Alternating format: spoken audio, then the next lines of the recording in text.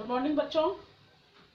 बीमा, जिसकी शब्दावली आप पहले पढ़ चुके हैं, आज हम पढ़ेंगे बीमा के प्रकार एवं क्षेत्र। तो बीमा का क्षेत्र या प्रकृति के आधार पर बीमा की कई प्रकार हैं। तो पहले हम पढ़े इसमें बीमा की प्रकृति के आधार पर बीमा।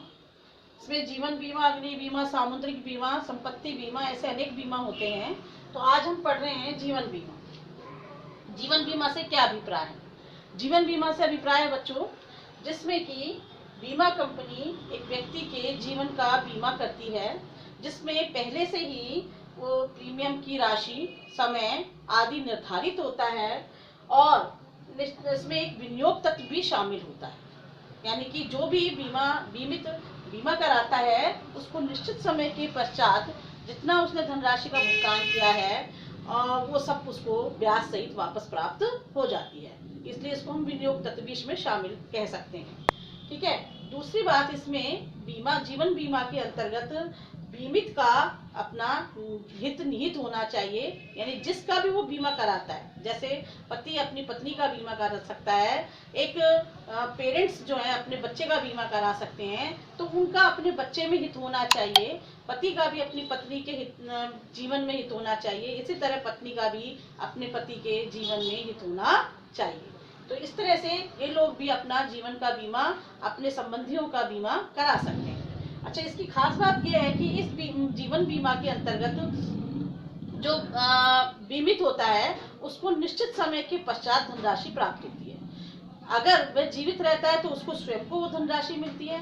यदि उसकी मृत्यु हो जाती है तो मृत्यु होने के पश्चात उसके उत्तराधिकारी को उसकी धनराशि प्राप्त हो जाती है। ठीक है। तो यदि अगर उसकी पूर्व में ही मृत्यु हो जाए, समय से पहले ही अगर उसकी मृत्यु हो जाती है तो उत्तराधिकारी को मिलती है, ये मैंने आपको बताया। लेकिन इसमें उसको प्रीमियम का भुगतान उत्तराधिकारी को नहीं करना पड़ता है।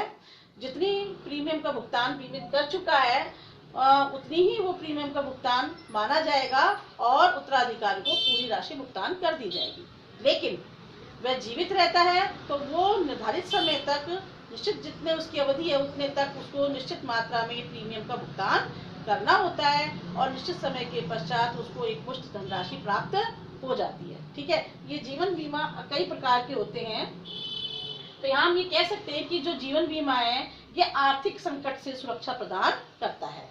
जो बीमित है उसको, उसके परिवार को आर्थिक संकट से सुरक्षा प्रदान करता है। दूसरा हम बीमा पढ़ेंगे इसमें अग्नि बीमा।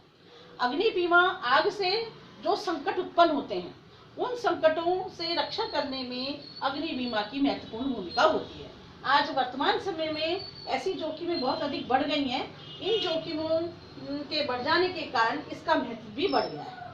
जैसे कि बहुत सारे इसमें हम जोखिमों की हम बात कर सकते हैं कि आग, शॉर्ट सर्किट लगने से आग लग सकती है, या फिर इसमें और भी बहुत से जोखिम के तत्वों को शामिल किया गया है। जैसे बाढ़ आ जाना, तूफान आ जाना, बिजली का, आकाशीय बिजली का गिर जाना, ऐसी बहुत सी चीजें इसके अंदर शामिल की गई हैं। अगर उन सब से नुकसान होता है तो बीमा कंपनी के द्वारा भुगतान किया जाता है। लेकिन यहाँ वास्तविक हानि का ही बीमा होता है। संपूर्ण जितना उसने बीमा कराया है उतनी समस्त राशि का भुगतान नहीं किया जाता है। तो इसमें क्षतिपूर्ति का तत्व निहित होता है। जैसे इसमें मैंने बात करी, विनियोग तत्व निहित होता है।